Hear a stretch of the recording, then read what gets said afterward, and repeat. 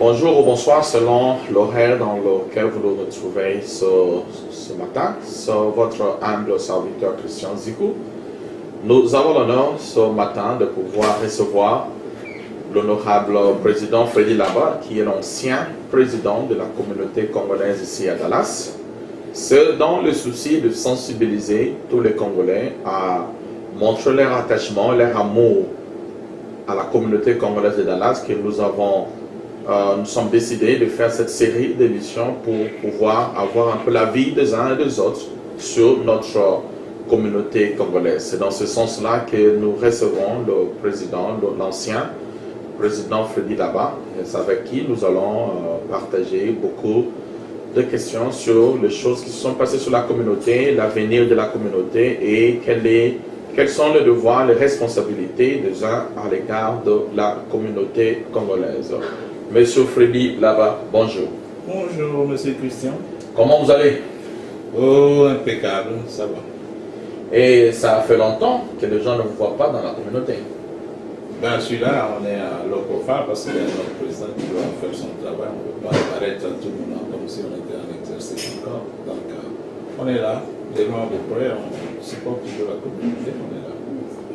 Alors, ça fait combien de temps à votre époque? Combien de mandats avez-vous eu dans la communauté congolaise? Personnellement, j'ai fait 2 mandats, comme le statut l'a prévu. Donc, je suis le seul d'ailleurs à faire 2 mandats dans la communauté, si je me rappelle bien. Je suis le seul, le premier président, et le seul à faire 2 mandats jusqu'à la fin. Parce que je me rappelle à l'époque où le président Louis Kipassa était président, il a fait un mandat, il est parti, le vieux Germain est venu, le Germain Sokombe est venu, il a fait un mandat, il est parti, Chadou est venu, il est parti. Et voilà, mon tour, j'ai pris en 2004, si je me rappelle bien, 2004, et j'ai fait le premier mandat. Vers 2007-2008, on a fait les deuxièmes élections où je suis passé. J'ai fait mon deuxième mandat. Et voilà, après mon deuxième mandat, c'était fini. S'il y avait un troisième mandat, peut-être je pouvais encore prendre, mais écoute. Vous le croyez vraiment s'il y avait un troisième mandat, donc les Congolais de Dallas allaient vous voter? Bel et bien. Vous êtes sûr? Sans inquiétude. Alors, parlons un peu de votre lecture sur la communauté congolaise. Vous êtes là, je crois, depuis un certain nombre d'années. Depuis déjà les années 90, vous étiez déjà ici pratiquement. Alors, vous êtes parmi ceux-là qui connaissent mieux la communauté congolaise. Quelle est la lecture que vous faites quand vous êtes arrivé à l'époque et au moment où vous avez eu le mandat, vous avez dirigé la communauté congolaise et aujourd'hui avec notre jeune président Dominique? Bon, écoute, monsieur Christian, quand je suis arrivé ici à la communauté, il y avait un président qui est le feu Roger Massikini. C'est le président que j'ai toujours respecté, que j'ai toujours eu l'honneur de reconnaître qu'il était parmi les meilleurs. Et à son époque, il est parti. Le président Massikini est parti parce qu'à l'époque du président Massikini, il n'y avait pas de mandat. C'était à l'époque où on se ressemble comme ça, on prend un président, on dit qu'il est président, qu'il reste au pouvoir. Mais avec l'évolution, les choses les choses ont évolué et on a essayé un peu de revoir comment est-ce qu'il faut mettre un statut en place pour donner un mandat à un président. Parce qu'il y a eu tellement de problèmes à la fin de son mandat. Il est parti et on a organisé la communauté. C'est comme ça que le vieux Germain, avant le vieux Germain, il y avait un seul candidat. Il était candidat unique, c'était Thilo Mulombo, que vous ne connaissez peut-être pas, Thilo, le frère de Ogi Mundoka. Il était là, Thilo était candidat après le départ de Massikini. Il était candidat unique, il n'a pas pu passer. Vous comprenez? Parce que le statut nous recommandait qu'avant de passer pour devenir président, il faut avoir les 50% de voix dans la salle. Il était candidat unique, il n'avait pas eu 50% de voix. Et la communauté est restée comme ça. Après cela, on a réorganisé encore des élections où le président Germain Sokombe était devenu président. Donc il a eu quand même beaucoup des tiraillements dans la communauté. Heureusement pour lui, il a eu 52% des voix. Il est passé président, il était aussi le candidat unique. Après le président Germain Sokombe, il n'a pas voulu prendre le deuxième mandat. D'après lui, c'était trop de mots de tête, quoi. Il ne pouvait pas faire mieux que de quitter la communauté. Il est parti.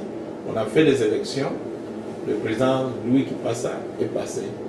Le président Louis Kipassa n'était pas seul. Hein. Il n'était pas le seul candidat comme le président Germain et le président Thilo. Louis Kipassa avait des concurrents à la présidence. C'était Paul Mokuba, que vous peut-être vous ne connaissez pas très bien, mais c'est quelqu'un qui a vraiment servi la communauté. Si aujourd'hui on doit parler de la communauté, vraiment il y a des gens que moi je vois qui sont là pour ramener la communauté à l'ordre. Je respecte beaucoup Paul Mokuba. Et puis il y avait un autre candidat qui est Chamou Mandefou, qui est présentement dans les nursing homes. Il était candidat avec Louis Kipassa. Le statut, à l'époque de leur candidature, moi j'étais le président de la commission électorale. La commission électorale prévoyait que le candidat qui aura beaucoup plus de voix par rapport aux deux autres, il peut toujours passer ou on va au deuxième tour. Mais l'Assemblée ce soir-là a décidé, parce qu'on est resté un peu tard dans l'Assemblée à Arlington, ils ont décidé que après comptage des voix, quiconque aura beaucoup plus de voix peut passer comme président. L'Assemblée a approuvé, parce que l'Assemblée a une certaine autorité ou un pouvoir absolu quand l'Assemblée générale se décide. C'est l'Assemblée générale qui parle.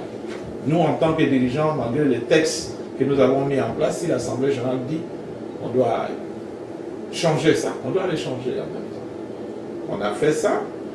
Le président qui passait est passé avec 49% de voix. L'autre avait 20, ainsi de suite. Il a eu 40 quelques de voix. Je me rappelle bien et je ne peux jamais oublier ça. Le président qui passait est passé au pouvoir. Après son pouvoir, deuxième mandat, le président a posé la candidature, il n'a pas voulu. Qu'est-ce qu'il a fait? Il a ramené un jeune au nom du président Chadou, que je respecte, que j'ai travaillé avec lui à l'époque aussi, à l'aéroport ici, lui et certains autres amis.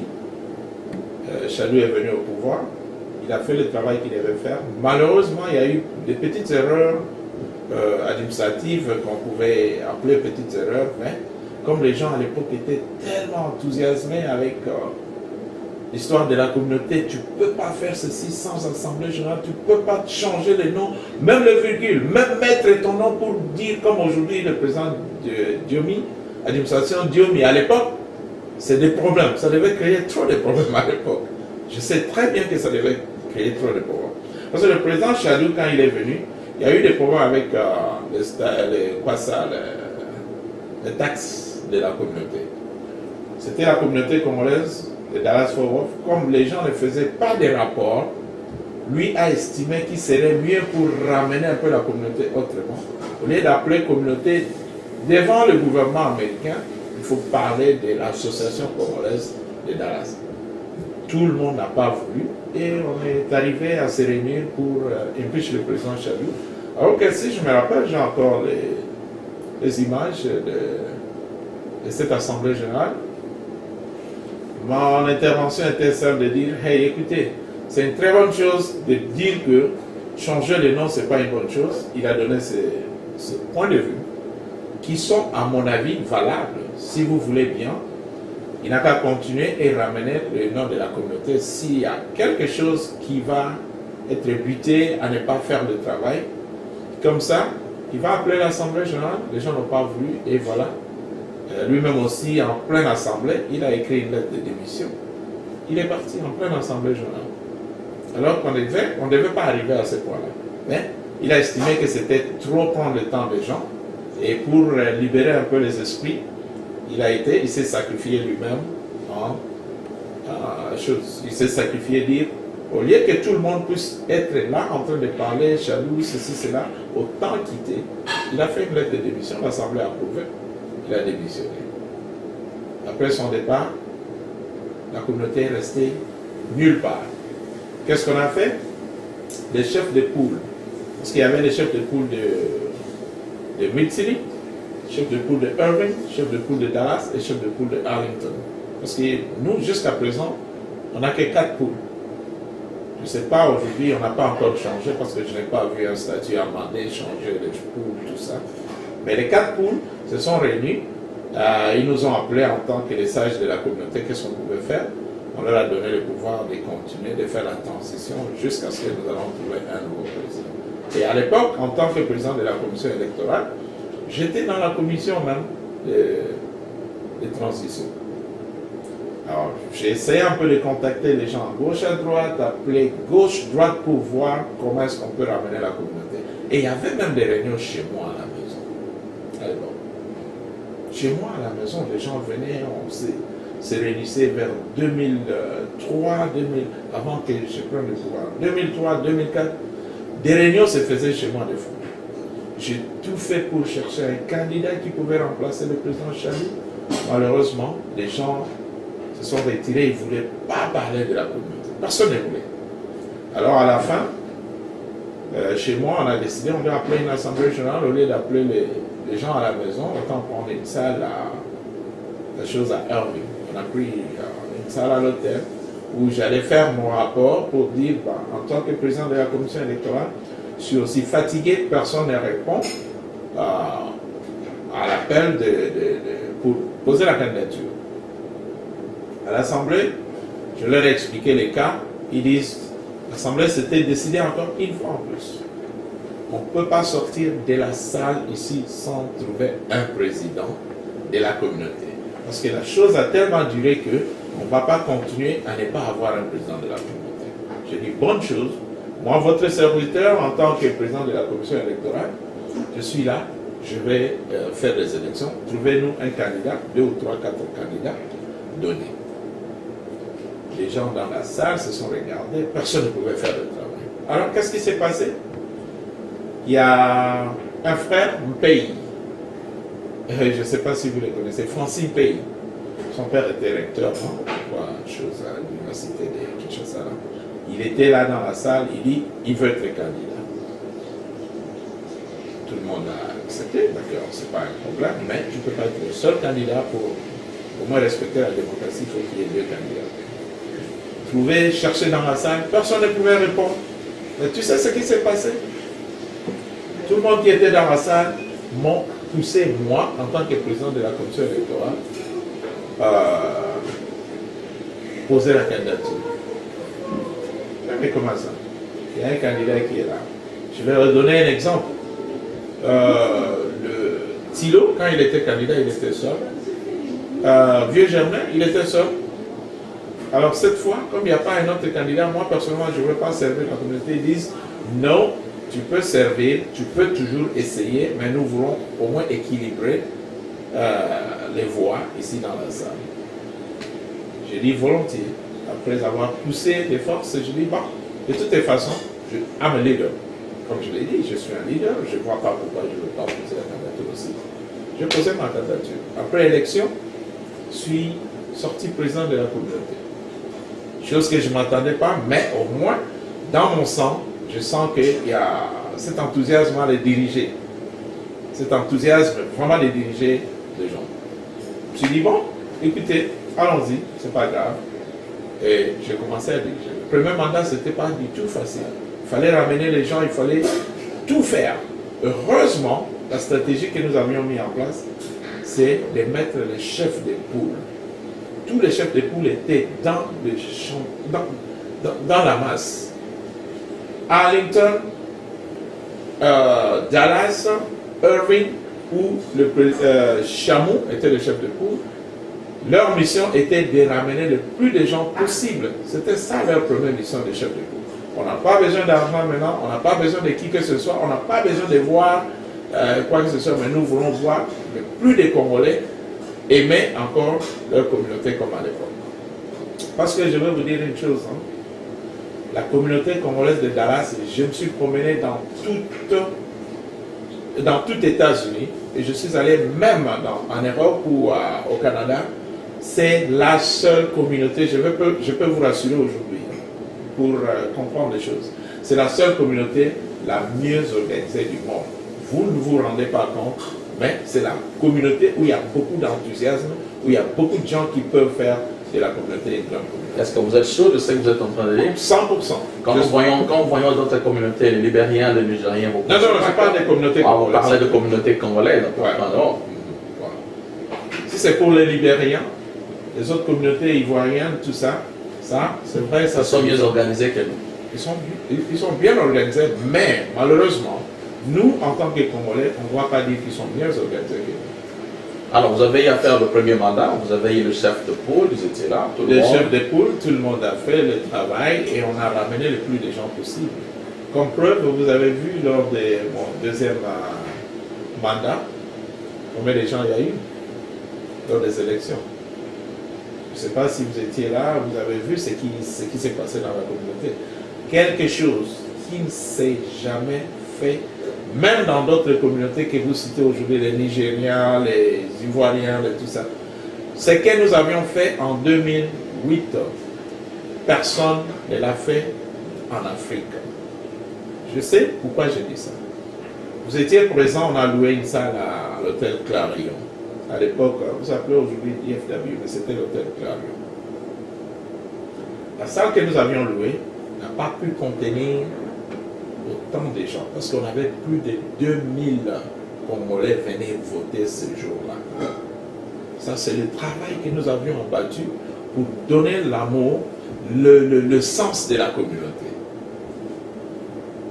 Chose qui ne s'est jamais fait. Moi, je suis, laisse-moi te dire, et juste une parenthèse, je suis le président aussi. Moi, je suis parmi les fondateurs de l'association africaine, les communautés africaines francophones de Dallas, où nous avions organisé plusieurs fêtes ici, où moi j'étais le président aussi.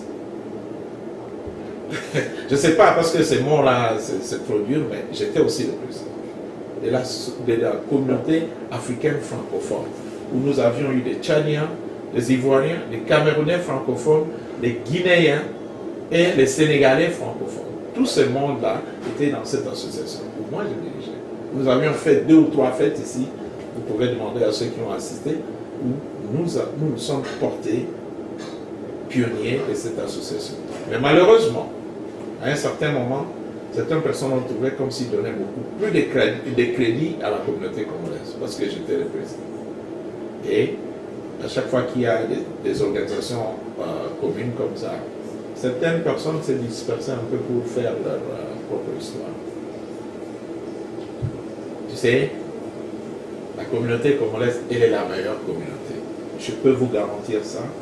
Que tu le veux ou pas, c'est ça. C'est ma conception de la communauté congolaise ici à Dallas. Alors, vous avez travaillé en tant que président de la communauté, vous avez eu 2 mandats.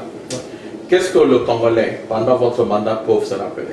Du point de vue social, du point de vue de l'unité aussi de Congolais. Voilà. C'est une très bonne question. En tout cas, moi j'aime bien quand on pose des questions pour savoir qu'est-ce que nous avons fait. En tant que communauté d'abord, notre mission était de ramener les gens ensemble. Ça, c'était une réussite où personne d'autre, jusqu'à preuve du contraire, ne l'a fait. Parce que nous avons ramené tous les Congolais. Et tous les Congolais savaient ce que c'est la communauté. Et tout le monde en parlait. Il ne s'est passé pas une seule journée dans cette communauté où quelqu'un pouvait ne pas parler de sa communauté.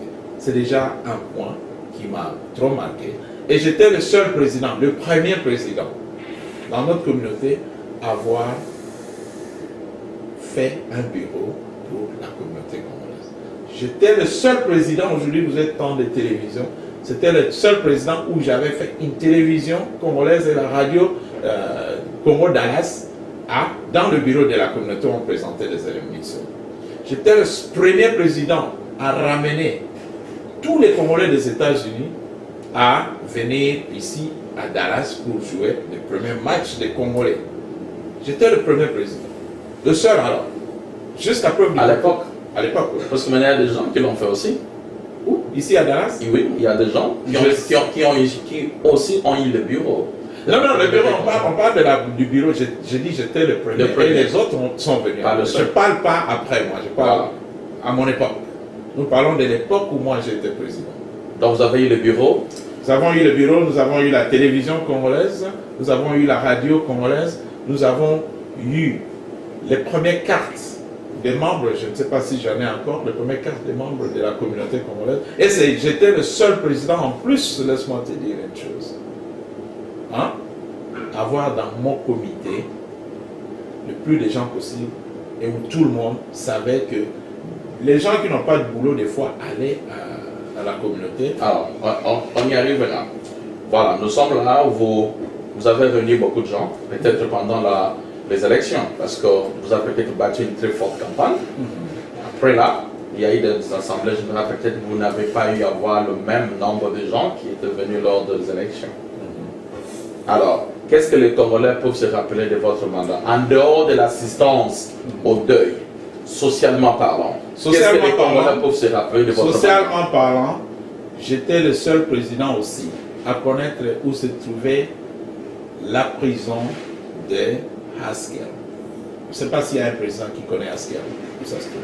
Prison de l'immigration des Congolais, où tous les week-ends, nous y allions, où nous avons fait des interventions à gauche, à droite, où nous avons été même à l'aéroport être contactés par le maire de la ville de Irving ou le maire de la ville de Dallas pour sauvegarder la vie de certains Congolais. Il y a beaucoup de Congolais qui sont ici, qui sont venus, des fois on l'arrête à l'aéroport, c'est la communauté qui intervenait. Hein. Nous on allait là-bas. Il y a beaucoup de Congolais qui étaient en prison de l'immigration, où nous avons pris les avocats pro bono au nom de la communauté, où on les libérait de prison. Beaucoup de Congolais, sans vous dire, qui ont eu beaucoup de problèmes ici. À part l'assistance de deuil, ça c'est quelque chose où tout le monde est en train de pleurer, tout le monde voit notre présence. Mais notre présence n'a pas été seulement marquée sur le deuil.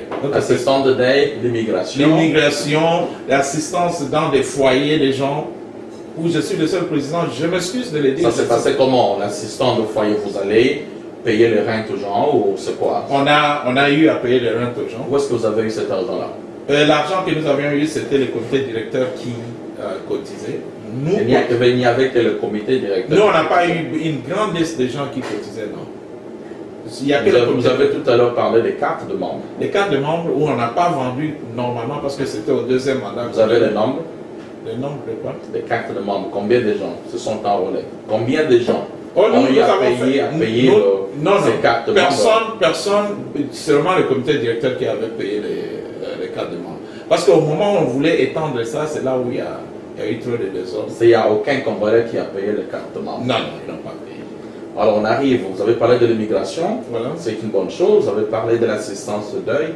Parlons un peu de l'intégration. Vous avez eu les Congolais qui commencent à venir, parce qu'à votre époque, démographiquement parlant, c'est un peu différent par rapport à aujourd'hui. Les statistiques des Congolais, je ne sais pas, si on posait la question, selon vous, on est à peu près à combien ici à Dallas? Personnellement, quand je partais de la communauté, j'avais laissé un nombre de à peu près 11 000, 12 000. Voilà, parlons un peu de 11 000. À l'époque, on a assisté à une forte explosion démographique. Vous, en tant que président de la communauté congolaise, qu'est-ce que vous avez fait de l'intégration des Congolais ici? Il y a de ceux qui ont étudié au pays, ils étaient médecins, infirmiers, avocats, pharmaciens, et ils arrivent, ils étaient aussi des hommes d'affaires, ils arrivent ici, ils se retrouvent comme s'ils étaient abandonnés à eux-mêmes. Ils ne savaient pas là où commencer, et ils ne savaient même pas comment ils peuvent homologuer leur diplôme. Du point de vue de l'intégration, vous, en tant que communauté, président, vous avez eu 2 mandats. Quelle est la politique que vous avez mise en place pour assurer l'intégration des Congolais qui venaient ici à Dallas? Vous savez, il y a une chose que je veux vous dire encore. Je vois dans les communautés comme les communautés ivoiriennes, communautés nigériennes où j'ai eu des amitiés ou bien certaines relations avec le président personnellement. Je vois quand un Nigérien vient, par exemple ici, en Amérique, la première des choses que le Nigérien fait, c'est quoi? C'est de se lever, chercher à savoir où est la communauté, où est leur communauté. Ils vont vers la communauté. Parce que ce n'est pas facile d'aller vers les gens que vous ne connaissez pas. Les gens doivent se présenter vers la communauté. Tous ceux qui se sont présentés à la communauté ont eu bénéfice des gains. Je vais te donner un exemple. Un petit exemple pour te parler de l'assistance sociale. Je vais te donner un petit exemple. Un groupe de Congolais qui sont ici aujourd'hui responsables dans les grandes familles, on ne va pas citer les noms, eux-mêmes, s'ils suivent l'émission, ils savent de quoi je parle. un groupe de Congolais de 12 ou 15 personnes ont été renvoyés dans une société où on faisait des matelas ici à Grapevine. C'est ça, Grapevine ou à chose? 12, Simon. 12 Congolais renvoyés en même temps. Pour quelle raison? Inconnue. Qu'est-ce que ce groupe a fait? Ils sont venus vers nous à la communauté. Ils sont venus nous voir. Dire, oh, on ne comprend pas. Il y a quelque chose qui se passe ici. On nous a renvoyés tous en même temps. Qu'est-ce qui se passe? Nous, en tant que communauté. Moi, pas moi, parce que nous sommes nombreux. Si je parle de moi, je m'excuse, peut-être ce n'est pas le mot qu'il faut utiliser, mais nous, en tant que communauté, nous nous sommes réunis en réunion des comités directeurs et mes délégants, moi, en tant que président, j'ai contacté le président, le PDG de cette compagnie, par téléphone, en lettres et menaçant avec les avocats à côté. La communauté qui a fait ça. Chose que nous ne pouvons pas faire, mais c'est parce que ce sont nos membres, avec leurs enfants, tout ça, on a pu faire ça. Tu sais ce qui s'est passé après? 2 mois après, 3 mois après, les gens étaient toujours, je leur ai dit, venez toujours à la communauté, venez faire des petits travaux, répondre au coup de fil. Si vous avez le temps, restez ici, on va suivre ça de plus près avec vous ensemble. Parce que la compagnie en question appelait à la communauté. Un numéro de téléphone de la communauté pour la première fois. Communauté congolaise de Dallas, quand je t'appelle, c'est CCDFW. Tu comprends ça? Les gens venaient, ils restaient là, et finalement, qu'est-ce qui s'est passé? Le PDG de la compagnie, Simon, m'a appelé, moi personnellement, pour me dire, président, je m'excuse beaucoup, il y avait erreur, c'est vrai que, au lieu d'aller avec trop de tiraillements, hein, ce que nous devons faire, c'est ramener les gens au travail, je vous garantis, je vais leur payer les arriérés. PDG. Et ça s'est passé. Ça s'est passé. Ça, c'est un exemple loué. Mais vous avez tout à l'heure parlé de la communauté nigérienne où ce sont le dirigés, le membre qui vont vers la communauté. Voilà. Même si ce n'est pas le cas pour nous en tant que Congolais. Vous avez parlé, vous avez mis en place le chef de pôle. C'était un peu difficile, vous, en tant que président, de connaître tout le monde. Mais néanmoins, les chefs de pôle pouvaient facilement savoir, parce qu'ils avaient aussi le bureau, il y a un Congolais qui venait d'arriver en Irving, à Euless, à Dallas. Quel est le programme d'intégration que vous avez mis en place pour assurer que ceux-là, peut-être qui ont étudié au pays, ils arrivent ici, c'est vrai, ils vont commencer un petit travail, puis par après, ils pouvaient peut-être reprendre le chemin de l'école. Avez-vous mis en place des centres de formation pour apprendre les gens l'anglais? Ça, ce sont des exemples typiques et clairs pour assurer l'intégration des Congolais. Vous savez, je viens de vous expliquer clairement et simplement que mon premier mandat, le premier souci, c'était de ramener le plus de Congolais possible. Le deuxième mandat, le projet que nous avions sur le deuxième mandat, c'était un projet où je ne sais pas quelle communauté africaine ici, aux États-Unis, pouvait réaliser ça. Et vous parlez d'un centre culturel. Voilà. Et ça, je vais y arriver. Je vais y arriver. Moi, personnellement, avec mon équipe, nous sommes allés trouver des entités administratives américaines qui pouvaient nous aider à faire le travail. Heureusement, je vais vous citer un exemple.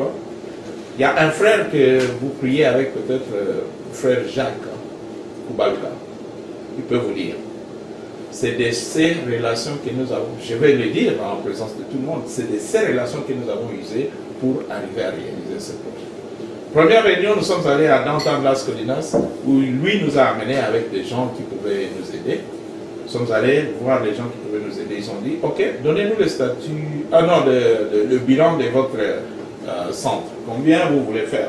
Nous avons un architecte qui a fait un plan du centre où il y avait des maisons de retraite, 3 ou 4 maisons derrière.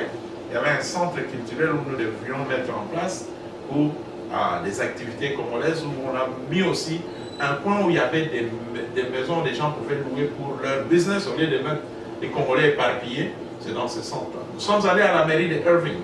Nous avons trouvé le maire Eber de Irving, où nous avons été en réunion. Je ne sais pas si le chargé des finances était avec nous. J'étais avec M. Sam Begui, qui était le secrétaire général de la communauté. On a vu le maire de Irving. Il nous a reçus. Il nous a donné son aval pour dire anything you can do, tout ce que vous pouvez faire pour la communauté, vraiment, ça va développer notre ville et nous serons très contents de vous recevoir. Tu sais ce qu'il a fait? il nous a donné ses géomètres lui-même pour nous donner une idée au moins si nous sommes sérieux avec ce que nous sommes en train de faire, où on va construire le centre. Et Thiago sérieux avec cette proposition-là? Très, très sérieux. Et des résultats sur le terrain? Le résultat sur le où terrain. Où se trouve le centre culturel? On y arrive. C'est en Norvège? Monsieur Christian, on y arrive. C'est à Dallas? Le même centre culturel où nous avions eu les architectes nous faire des plans a été mis en place. L'architecte a fait son plan. Les donateurs, ils étaient prêts à faire ça. Voilà la condition, une fois. Je vais vous dire, une condition que je vais vous dire aujourd'hui. Ils nous disent qu'ils peuvent nous donner des grants. Nous devons trouver un grant writer. C'est un process. Ce n'est pas quelque chose quand on parle, ça s'est fait. C'est un process qui est vraiment long à faire. Nous avons engagé les grant writers où nous devrions payer après le procès. Une femme blanche qui venait au bureau de la communauté nous écrire les grants. Ok. Voilà. Et qu'est-ce qui s'est passé?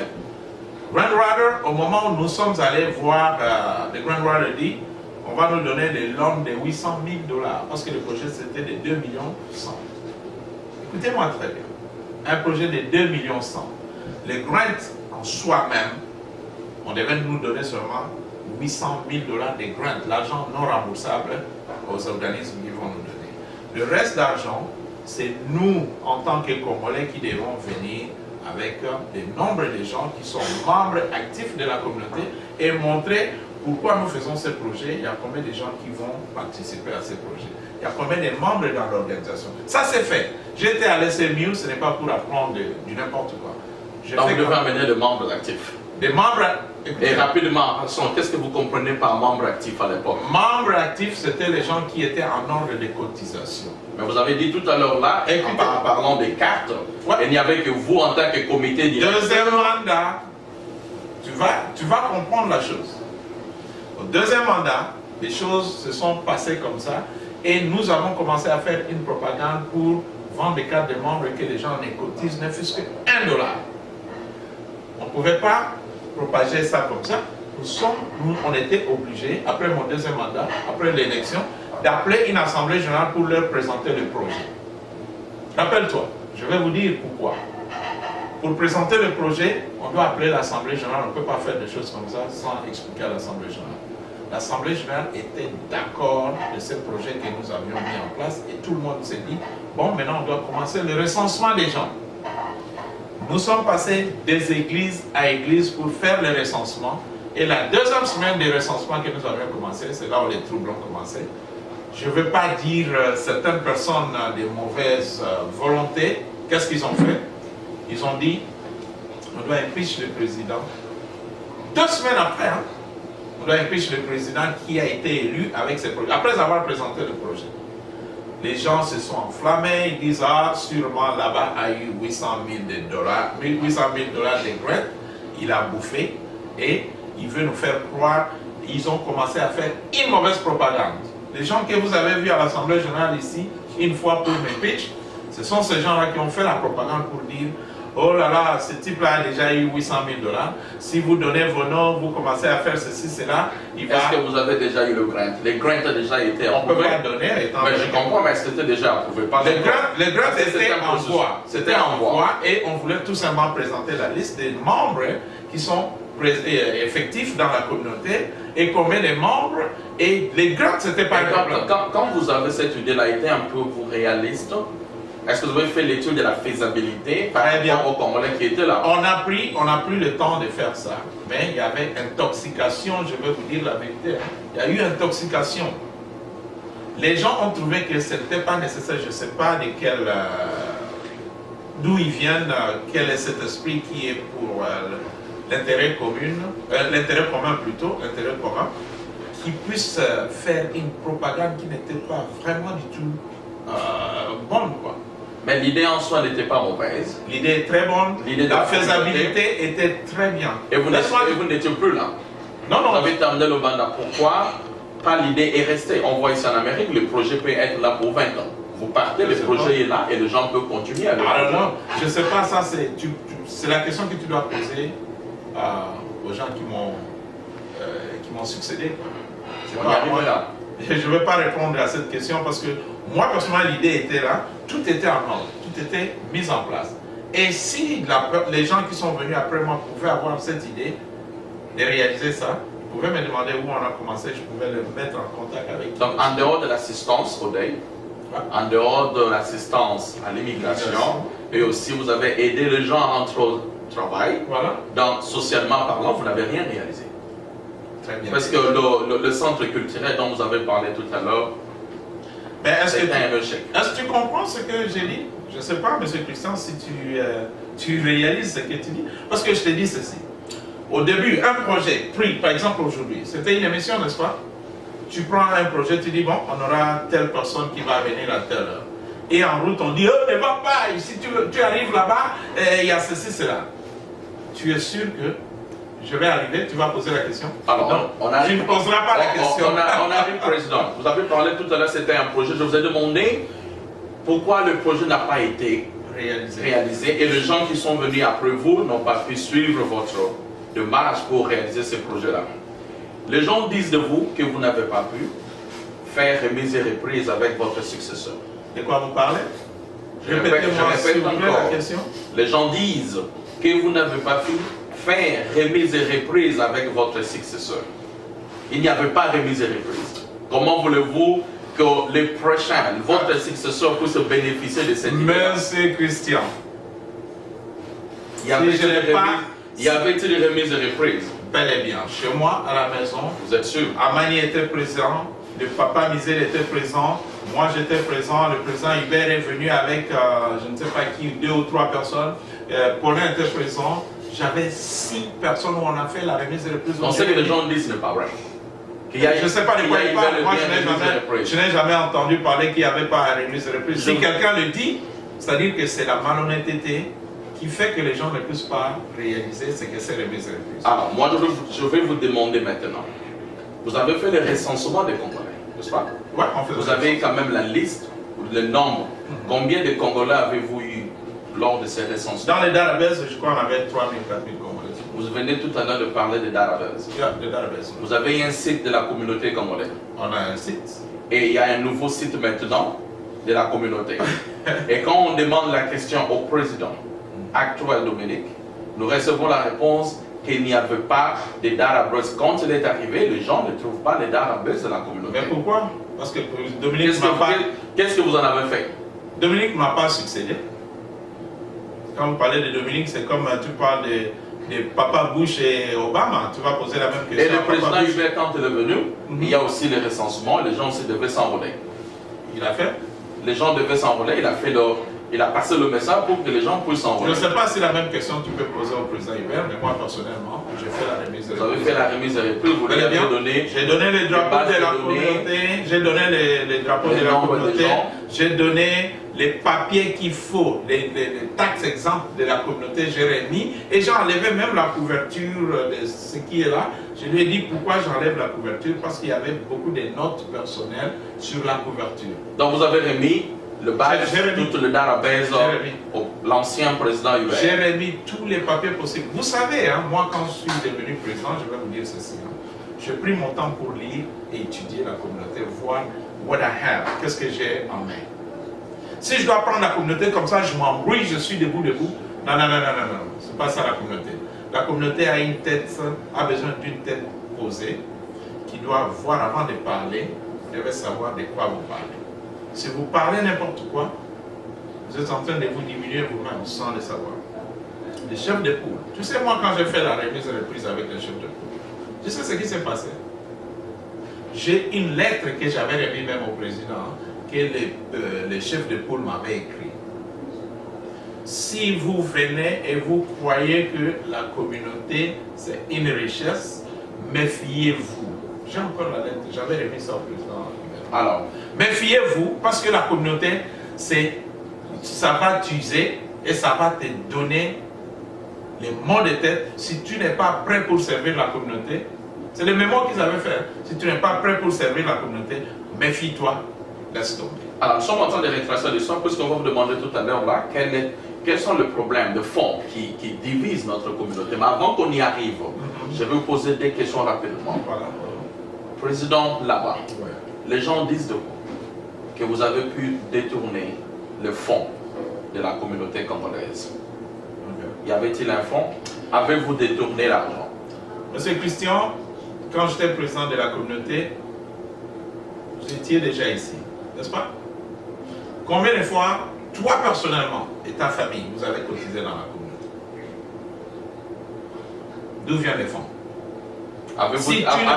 Avez-vous détourné? Je venais juste à peine d'arriver et on était en train de faire des enquêtes. Laisse-moi vous dire, avez-vous détourné le fonds? On ne peut pas détourner un vide, on détourne s'il y a quelque chose dedans. Qu'est-ce qui s'est passé avec l'IRS? L'IRS, il n'y a rien. Le gouvernement actuel, le président actuel, il Voilà. a travaillé pendant 3 mois pour assurer que la communauté était en règle avec l'IRS, avec l'État du Texas. Et les gens disent, lors de votre mandat, que la communauté a eu un problème avec l'IRS. La communauté n'a jamais eu de problème avec l'IRS. Si vous comprenez bien, l'IRS, ce n'est pas comme un individu qui va Les se documents de taxes ou avec l'hosting. Est-ce que la communauté congolaise était en règle avec bel et bien. Texas? La communauté congolaise était en règle bel et bien avec la... Vous êtes sûr? 100% sûr. Et pourquoi maintenant le président actuel a travaillé pendant 3 mois pour mettre la communauté en règle? Mais c'est pour te dire qu'il y a une chose que vous devez comprendre avec l'histoire des ASBEL, hein, des associations non but lucratives. Ce n'est pas qu'ils doivent avoir des problèmes avec l'ARS. Mais dis, je ne sais pas de quoi les gens parlent. Et moi, ça me fait rire. Voilà. Vous êtes responsable, vous avez mis la communauté dans cette logique. Voilà, monsieur Christian. Je vais vous apprendre une chose sur l'ARS avec les associations non but lucratives. Ok? Je vais vous apprendre et je vais apprendre à tout le monde, peut-être. L'ARS n'a rien à voir avec la communauté congolaise. Et la communauté congolaise ne doit rien à l'ARS. C'est une association, non-profit organization, comme on le dit ici. La seule chose que vous devez faire avec l'ARS à tout moment, à chaque 3 mois ou 6 mois, vous faites des rapports des activités que vous avez. Ce n'est pas que vous avez l'argent, mais vous faites des rapports des activités que vous avez. Quand vous faites des rapports, l'ARS reconnaît que votre statut est en règle. Donc vous faites quand même des rapports des activités que vous faites. Si vous ne faites pas des rapports pendant 3 mois, 6 mois, 8 mois, l'ARS doit bloquer carrément votre taxe exempte. Ce n'est pas que l'ARS a des problèmes. Si l'ARS avait... Tu connais l'ARS, ce que c'est, hein? Si moi, personnellement, en tant qu'individu, si je ne paye pas l'ARS, il peut prendre ma maison. Il peut me mettre Donc dans vous n'êtes pas responsable de... Il n'y a rien avec l'ARS. L'irrégularité de... Irrégularité, non. Parce que moi, quand j'ai parté, j'ai laissé les documents en ordre. Et vous devez faire les rapports chaque 3 mois à l'ARS. Tu dois connaître ce que tu es en train de faire avant de t'engager. Si tu ne connais pas ce que tu fais, tu vas t'embrouiller et tu vas commencer, tu vas même me demander, moi, d'aller te faire le travail. Alors que je suis partant. Vous avez pris responsabilité lors de la dernière assemblée de pouvoir ramener tout le vieux, tout le monde dans la communauté. Parce que vous étiez un peu choqué. Vous avez vu le nombre de gens qui étaient lors de la dernière assemblée générale. Et puis, le président vous a quand même reconnu votre présence avec le président Chadou. Et vous avez tenu un petit discours, vous avez pris la décision de ramener tout le monde au sein de la communauté, tous vos vieux, tous vos amis, tous ces gens-là. Est-ce que vous avez déjà commencé la démarche? Voilà, c'est quelque chose qu'on n'a pas commencé aujourd'hui, M. Christian. Avant qu'on arrive à l'Assemblée générale, d'ailleurs, une fois on s'était vu à une manifestation avec le président Chadou. On s'est assis à côté, on était avec le président, quand le président Dominique est parti, nous sommes restés avec le président Chadou, réfléchir un peu sur la communauté. On s'est dit, moi je lui ai dit, président, ça c'est notre communauté, c'est notre pays, qu'est-ce qui se passe? Est-ce que nous sommes prêts à abandonner notre pays pour nos biens personnels, pour nos intérêts personnels? Il dit, non président, qu'est-ce que vous voulez dire par là? Je l'ai expliqué, j'ai dit, mais nous avons intérêt. Quiconque viendra après nous, on doit garder cette legacy de la communauté, mettre les gens ensemble, et s'il a besoin de notre aide, en tant qu'ancien président, on le fera. Comment vous comptez le faire? Nous avons, moi personnellement, j'ai une masse qui est derrière moi, le président Chadou a ces gens derrière lui. Vous avez contacté ces gens-là? Ne vous en faites pas parce que c'était... La prochaine assemblée, c'est le 26. Oh non, non, c'est trop vite. Hein, parce que la prochaine assemblée le 26. Le 26 décembre. Oui, le 26 décembre. Vous avez dit tout à l'heure, vous avez une masse. Si vous le faites le SMS, ils ne pourront venir. Je peux le faire, ce n'est pas un problème. Vous pouvez avoir plus de gens possible. Mais le grand problème, c'est quoi? Y a-t-il pas un désengagement de la part de ceux vieux qui sont ici depuis longtemps? Il y a un désengagement. Un conflit de génération? Non. Peut-être les gens sont un peu choqués de voir certains jeunes qui est au sein de la communauté. Non, non, non, non. C'est quand même un jeune intellectuel. Non. Il sait ce qu'il est en train de faire. Personne n'est choqué de voir un jeune à la tête de la communauté. Puisqu'il y a eu vous avec le président Chadou et Papa Macken. Mais pourquoi? Vous savez pourquoi? Vous savez pourquoi? Moi, personnellement, c'est question d'information à chaque chose que vous faites. Si vous avez vu les gens se réunir en masse à chaque organisation, c'est question d'information. Donc vous dites que l'information n'est pas passée? Non, non, non, pas du tout. C'était sur Facebook? Facebook, est-ce que vous êtes déjà enregistré sur le site de la communauté? Vous savez que la communauté a une nouvelle site? Si, je sais. Vous êtes déjà enregistré?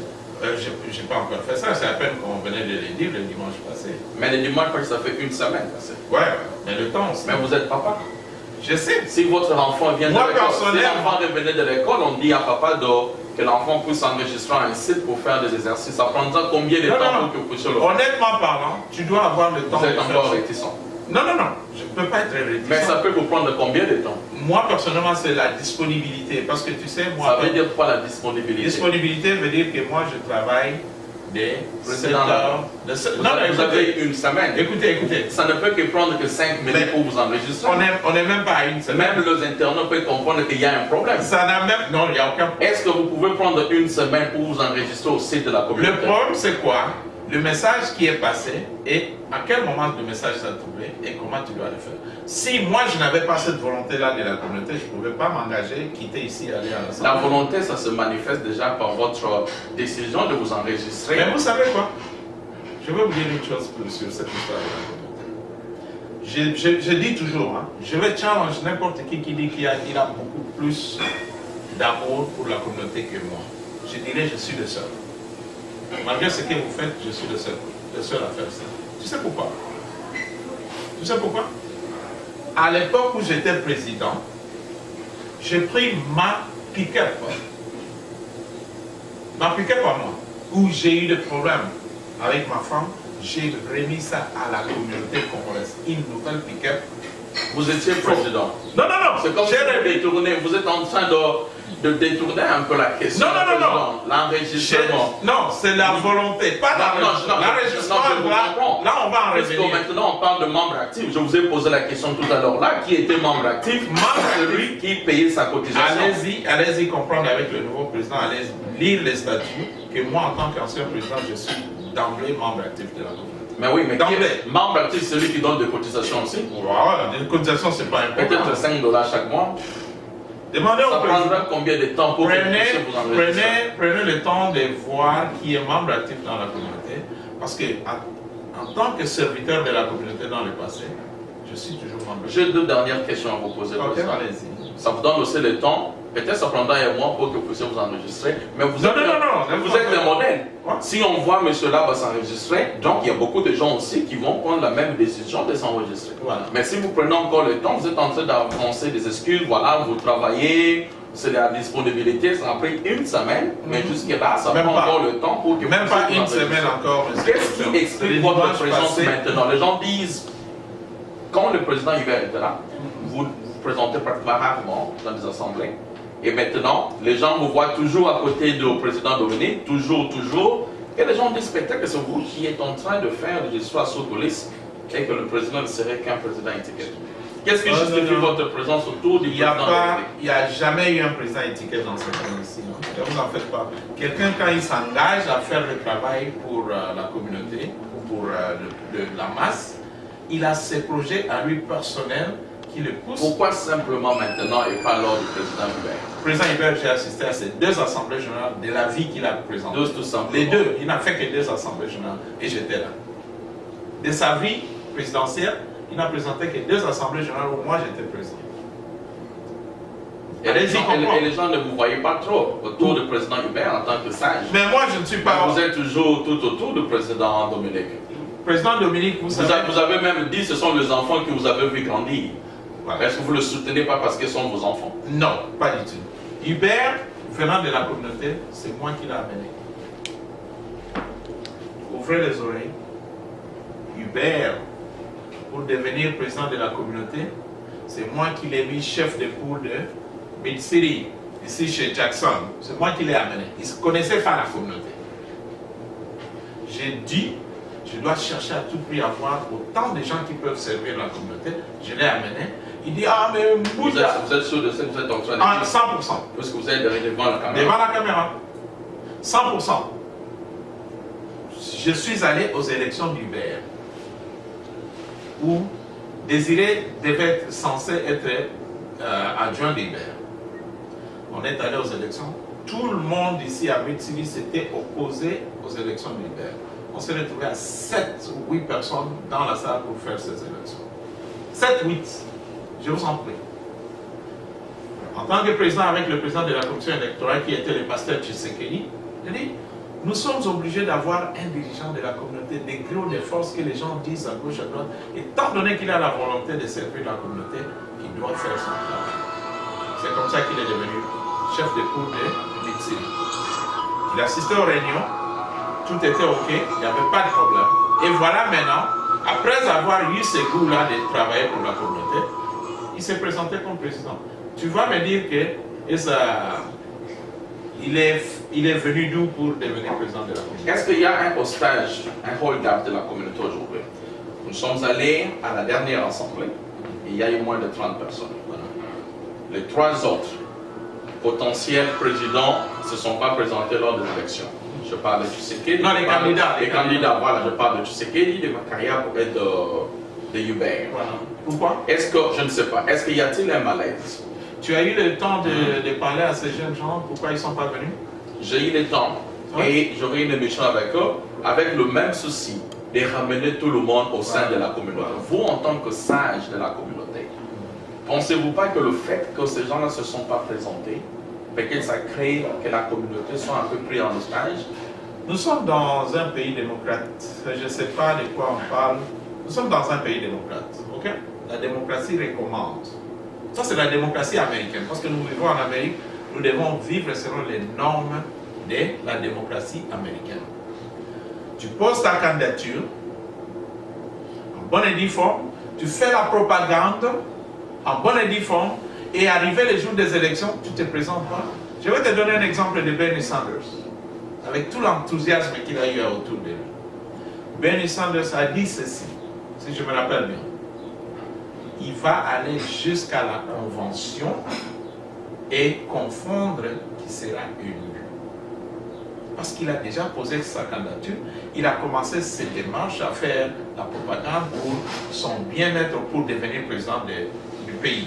Malgré les difficultés qu'il a eu en route.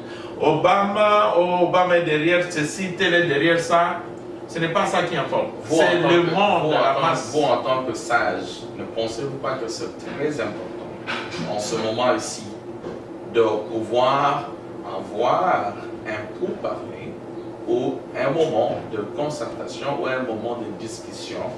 Vous avez pris l'engagement tout à l'heure de ramener tout le monde au sein de la communauté, tous les vieux qui ont travaillé aussi avec vous. Ne pensez-vous pas que cela est très important de commencer cette démarche-là, vous en tant que sage, le président Dominique, et inviter aussi les 3 autres candidats qui ne se sont pas présentés, d'être autour d'une même table, voir comment est-ce qu'ils pouvaient travailler ensemble. Vous savez, c'est comme le président Obama disait dernièrement, on ne va pas s'exposer à tout moment quand on est en train de chercher à combattre ISIS. Quand tu t'exposes, les gens qui sont autour, il y a des autres qui ne vont pas aimer ce que vous êtes en train de faire. Qu'est-ce qu'ils vont faire? Ils vont essayer un peu de détruire. C'est le cas que nous avions eu avec l'histoire de la... Ne pensez-vous pas que c'est important d'avoir commencé cette démarche-là? Les démarches sont déjà en cours. Les démarches sont déjà en cours, ne vous en faites pas. Si nous avons eu l'idée de parler en public que voilà, il y a ceci, cela, c'est que nous avons fait quelque chose déjà. Et nous sommes sûrs qu'avec le temps, ça va arriver. Monsieur Freddy Lava, votre mot de la fin. Ben, on ne fait qu'aimer la communauté. On n'a rien à faire que nous regrouper autour de la communauté, aimer la personne qui est en place. Parce que c'est un élu du peuple. Vous comprenez? C'est un élu du peuple. Donnez-lui cette chance-là de faire son mandat. Si vous ne voulez pas de lui, c'est aux élections que vous allez le faire descendre. Étant donné qu'on a élu, que vous le vouliez ou pas, c'est le président de la communauté. Nous voulons que tout le monde puisse se réunir autour de la communauté parce qu'il va faire son temps. Hein. Le président va faire son temps, il va partir. Qu'arrivera-t-il à celui qui s'est opposé quand il vient au pouvoir? Qu'est-ce qui va se passer? Est-ce qu'il y aura des gens derrière toi? Non. Ce que tu as fait à l'autre, ça va te revenir toi-même. Mais soyons un peu sérieux.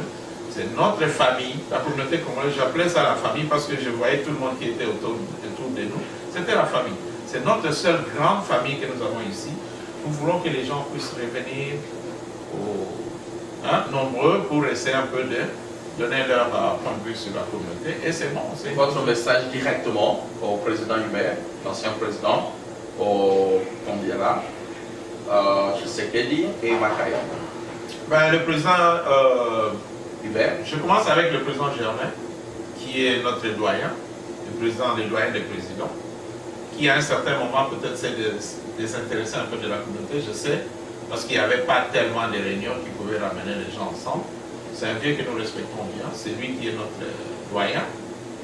À lui d'abord que nous devons nous adresser, nos respects, et nous voulons que lui-même, président, puisse comprendre que c'est la communauté qu'il a servi qui est en train de continuer. Voilà. Au président Hubert. Au président Hubert, la même communauté qu'il a eu l'amour de servir, la même communauté qu'il a eu l'amour de servir, c'est la même communauté qui existe encore aujourd'hui. S'il n'est pas au pouvoir, ce n'est pas autant dire qu'il n'a pas servi et qu'il n'aime pas la communauté. Vous l'avez quand même, donc. Le président Hubert est obligé parce qu'il a servi la communauté. Moi, je suis obligé d'être avec Dominique. J'étais obligé d'être avec le président Hubert parce que j'ai servi la communauté.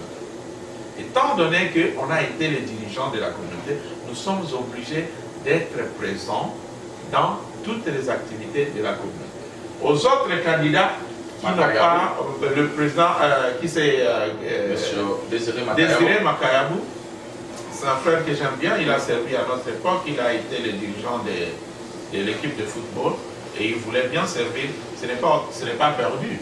Il peut toujours devenir président de la communauté, comme le pasteur Tshisekedi pouvait devenir aussi, toujours redevenir le président de la communauté au prochain mandat, si l'occasion ne s'est pas présentée pour eux de faire comme ils voulaient. Donc, c'était la voix de Dieu. Vous êtes sûr? Ouais, c'est la voix de Dieu. Les gens sont un peu désolés quand vous dites que c'est la voix de Dieu. C'est la voix de Dieu. Vous êtes sûr? Dieu ne peut pas créer quelque chose. Dieu n'a pas créé Satan par hasard. Vous êtes sûr que c'est la voix de Dieu? C'est la voix de Dieu. Vous êtes sûr encore? Tout ce qui se passe, c'est la voix de Dieu. Vous êtes sûr que ce n'était pas l'homme qui est intervenu? Non. Voilà, mes fidèles téléspectateurs, c'est avec beaucoup d'intérêt et d'enthousiasme que nous terminons cette interview avec le sage, l'honorable, l'ancien président de la communauté congolaise de Dallas, M. Laba. C'est toujours dans ce sens-là, dans ce souci-là, d'inviter tout le monde, de retourner, d'avoir encore cet enthousiasme dans la communauté congolaise. Quand nous sommes arrivés, la communauté là, on est là, la communauté est toujours là. De temps en temps, c'est à nous, en tant que membres, d'aller vers cette communauté, au lieu toujours d'attendre que la communauté vienne vers nous. C'est très important, en tant que membres de la communauté congolaise, que nous sachions quelles sont nos responsabilités à l'égard de cette communauté. Voilà, la communauté congolaise a déjà un site. Si nous pouvons facilement monter là-dessus, voir ce que le site est en train de nous présenter, la communauté congolaise de Dallas Pro, nous pouvons aller dessus, voir et voir des informations et pouvoir nous enregistrer, ça fera très important. Cet appel est lancé à tout Congolais qui veut donner son avis, voilà, c'est dans ce souci-là. Non seulement que nous allons nous éterniser à parler sur les problèmes qui s'est passé sur la communauté, mais nous aimerions aussi avoir les gens sur le plateau parler de l'expérience. Nous avons les gens qui ont étudié ici, nous avons les gens qui sont les hommes d'affaires. Il y a ceux-là qui ont étudié au pays, ils arrivent ici, ils ne savent pas commencer. Ceux-là qui ont étudié, ils peuvent montrer la voie à suivre aux gens qui viennent d'arriver, c'est là aussi très important. Je sais que